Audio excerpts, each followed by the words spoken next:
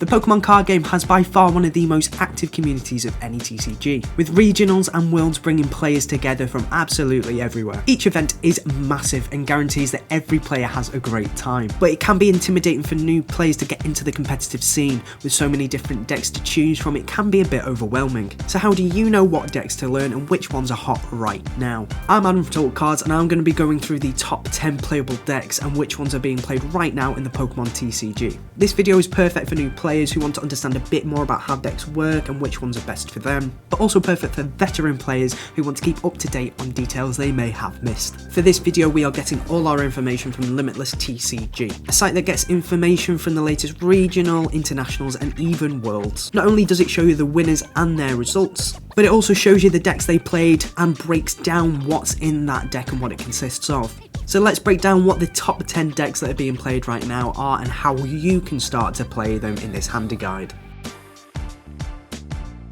Starting at number 10, we have the Lost Box Charizard deck. Recently ranking first in the Cinnabar Island online tournament, the use of the Lost Zone mechanic is the main draw to this deck.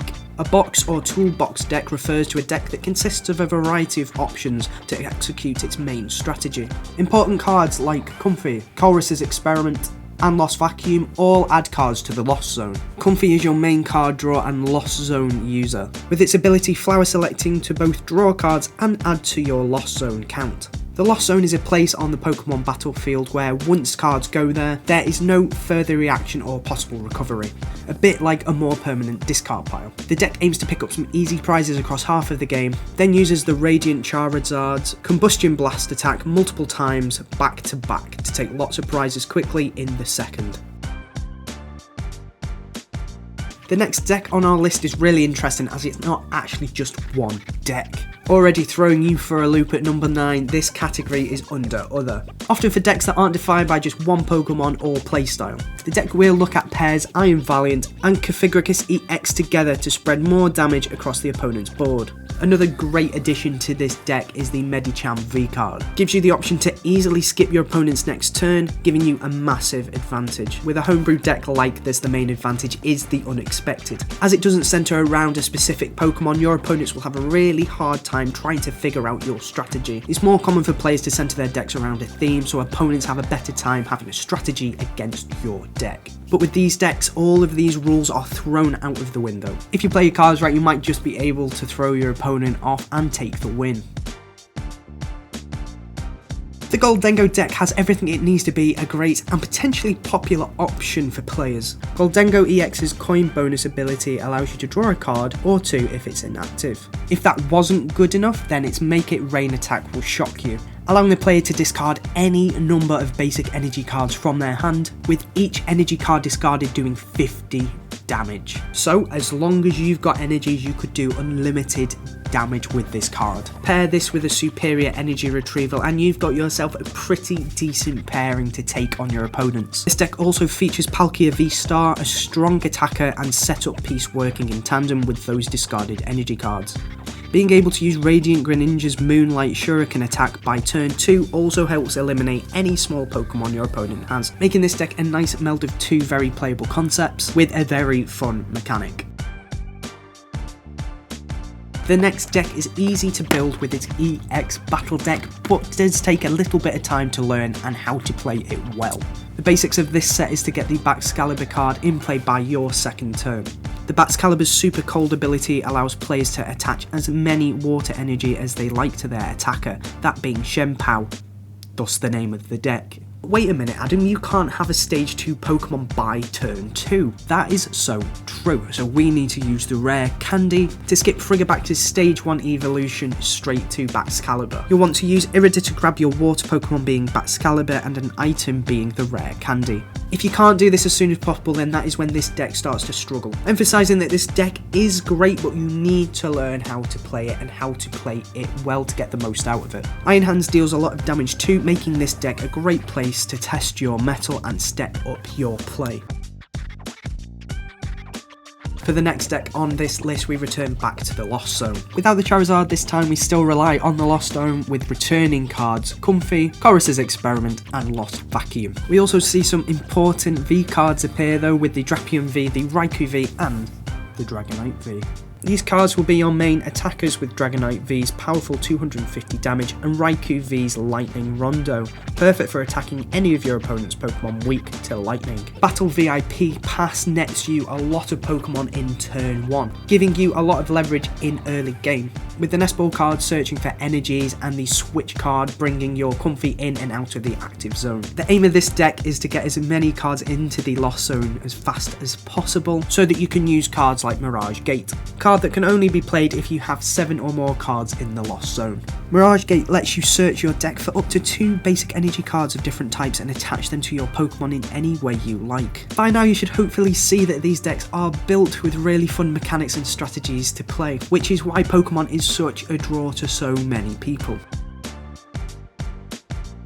This electric deck will cause a shock to your opponent's system quite literally. It's said that it's better to build a deck around a gimmick instead of just an energy, and Electric Generator is that gimmick. Look at the top 5 cards of your deck and attach up to 2 electric energy cards you find there to your bench electric Pokemon in any way you like. Being able to attach your electric energy in this way means that you can attack earlier, as you're completely avoiding the issue of 1 energy per turn. Fluffy helps power up your bench Pokemon with its Dynamotor ability, whilst Miraidon does a similar thing. Its Photon Blaster attack does a colossal 220 damage, a card that you can find in the lead battle deck.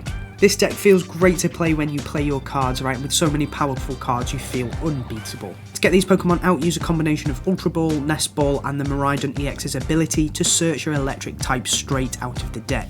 Overall, we highly recommend this deck and we encourage you to potentially check it out for your next game. Jumping back to the Pokemon focused decks now, let's check out what the Gardevoir deck has to offer. You have the full evolution chain here with Ralts, Kirlia and Gardevoir EX. The main concept of this deck is the Gardevoir card, and to get as many Kirlias and Gardevoirs down as possible. Let's have a look at these cards and the benefits they have. Ralts is the foundation of this deck. It evolves into everything important. One cool thing about this card is you can switch it out for any bench Pokemon, but this is only really useful for keeping the Ralts alive itself. As mentioned before, Kirlias are vital to this deck, and there are actually 2 different versions. There are 3 Kirlia cards with a refinement ability, an ability that is an immediate catch, as it discards 1 card to draw 2 more. The second Kirlia card has a very interesting move with Mirage Step. Mirage Step lets you search your deck for up to 3 Kirlia and put them onto your bench. This being a Gardevoir deck, that does mean this card is a little bit broken, but it is a guaranteed way to fill up your bench. The Gardevoir EX card is mostly used for its Psychic Embrace ability. As often as you like during your turn, you may attach a basic Psychic Energy card from your discard pile to one of your Psychic Pokemon. If you attached energy to a Pokemon in this way, put 2 damage counters on that Pokemon. You can't use this ability on a Pokemon that would be knocked out. Good thing we've got a load of Kirlias on the bench ready to discard those Psychic Energy cards. The other Gardevoir card in this deck will use the Brainwave attack, dealing 60 base damage with an additional 30 more damage for each Psychic Energy attached to it. Hopefully you're starting to see a pattern here with these decks where if you know the cards well enough and understand it in and out, then the deck essentially plays itself. Attack cards in this deck also include the Zacian V with the same attack as the last Gardevoir card we spoke about.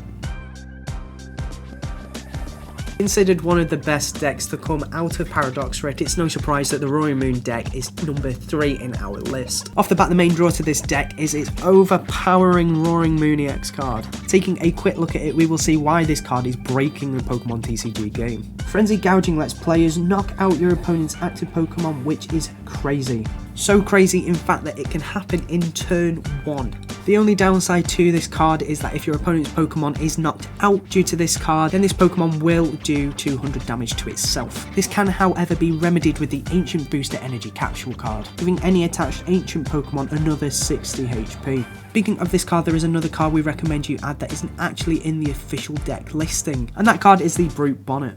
Oh my god. And that card is the Brute Bonnet. The Brute Bonnet card poisons both active Pokemon and only works when the energy capsule is attached to it. Its Rampaging Hammer attack also does 120 damage, so may be worth working into this deck if you decide to play it. Every card in this deck is there to work for and to support the Roaring Moon EX card. But as long as you take out your opponent's card in the first round, you should find this deck pretty smooth sailing. It's fast and it's ferociously powerful, but which deck will take the number 2 spot? By now you should be getting a pretty good idea of how these Lost Zone decks work, but the Giratina one takes all the other decks and blows them out of the water. Once again, you'll notice that this deck uses the Comfy card with its flower selecting ability. The main difference between this deck and the other is it's got Giratina in it, obviously. Let's take a look at the Giratina V-Star card.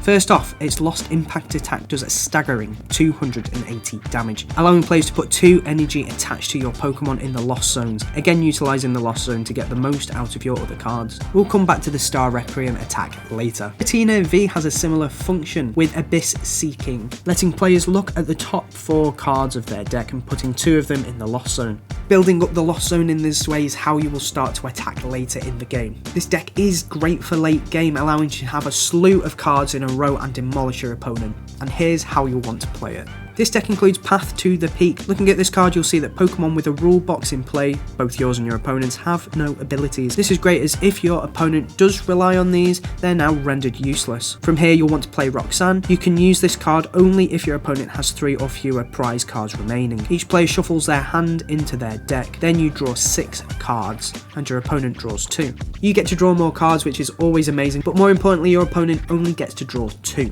This puts you in a position now where if you attack them, they're pretty powerless to fight against you.